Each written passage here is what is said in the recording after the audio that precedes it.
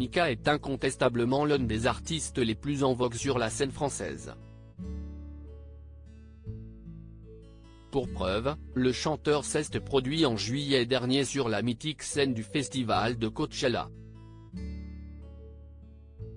S'il est épanoui et heureux dans sa vie privée et professionnelle, l'interprète de Relax n'a pas toujours été si bien dans sa peau. Invité le mardi 7 février 2023 sur le plateau de C'est à vous, celui qui signe la bande-annonce du film Zodi et Teus s'est confié sur son enfance particulièrement difficile.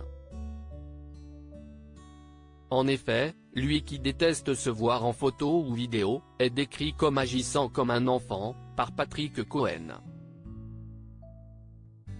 Une remarque qui va clairement faire écho chez Mika.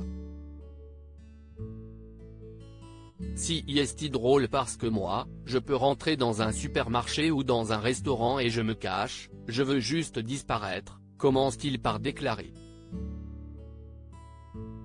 Mika va alors s'adresser à Yassif Drief, personnage principal du long métrage.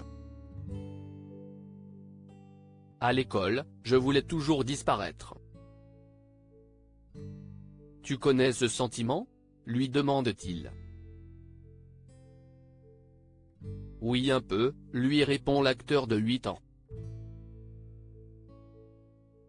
Je pense qu'il y a beaucoup de gens qui comprennent, explique le chanteur, avant de poursuivre, je voulais juste disparaître, alors que sur la scène, si est-il le contraire, alors que je suis assez pudique comme personnage. Ce n'est pas la première fois que Mika se confie sur son enfance compliquée. En effet, dans les colonnes de Paris Match, il évoquait les nombreuses moqueries qu'il a entendues lorsqu'il était enfant. Petit déjà, je paraissais trop étrange, avec mes pantalons rouges et mes nœuds papillons. Les profs me détestaient, les élèves aussi. Au mieux, on m'insultait, confiait-il. Mika a réussi à trouver en la musique une porte de sortie à ses souffrances difficiles alors pour le jeune Mika de s'épanouir, j'étais un enfant plutôt socialement isolé. J'étais persécuté par les autres garçons concernant ma sexualité. À 8 ans, je ne savais rien sur ce sujet, cela ne faisait pas partie de mon identité. Les enfants sont redoutables, ils repèrent des proies et j'étais dans leur ligne de mire.